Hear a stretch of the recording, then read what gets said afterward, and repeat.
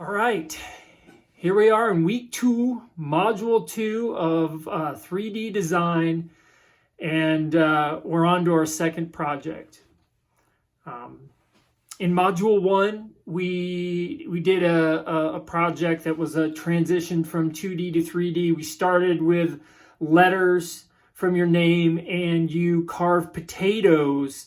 Those letters were inspiration for these carvings. You did 5 of those carvings, and I think that was an interesting way to sort of transition into this. The paper project, I think, is a little bit of a different way of transitioning from 2D to 3D.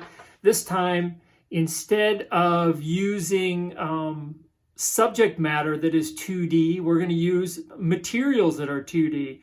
So for your paper project, you're going to use the standard 8.5 by 11 printered paper that we probably all have sitting there by our printer, where we can get at the home, the office supply store, or almost any place. This stuff, we're going to take this, what is normally 2D, and we're going to transform it into a 3D object. So we're going to take this common material, and this material, I think, will also help us transition from 2D to 3D. So here's what the project is. There's only 3 rules for the paper project. Number 1, you're only allowed to use one 8.5 by 11 sheet of paper for each of the 3 3D objects you will be creating. So what I want you to do is I want you to get some paper. I want you to take one piece of paper and make one 3-dimensional object from that piece of paper. You're going to do this at least 3 times and have 3 of these objects that you're going to hand in. You may cut the paper, you may fold the paper, you may tear it, glue it, tape it, staple it. Use any other way of transforming it that you want. You can use, you can add color, you can add marks, you can, whatever you can do to it to transform it into, an interesting, exceptional 3-dimensional object. And again, we're going to want to end up with 3 of these. The second rule is your project must involve creating a 3-dimensional object from each of the 3 pieces of paper. So it's a 3D design course. We're learning about 3D design through creating 3D objects. And so you must create a 3D object through this project. And I'll show you examples later. Maybe your project will be a media project that involves photography or something, but it still must involve building a 3-dimensional object in the process. And number 3, you must explore a personal interest through each 3D object. I believe that most, if not all, interesting and valuable pieces of 3D design and 3D art involve an artist or designer exploring a personal interest that they have through creating these 3D objects. And so throughout this course, this is going to be a part of all of our projects, you incorporating a personal interest into these projects. Those are the rules. I think, a couple notes about the use of paper. This paper is a very common material that is very inexpensive. We all have used it, we've handled it, we've crinkled it up, we've ripped it up, we've done all kinds of things to this paper. So I think most of us will feel pretty free to do whatever you want to this paper. You can take a stack of 20 pieces of paper and make 20 of these pieces, and it costs you very little money, and there's very little invested.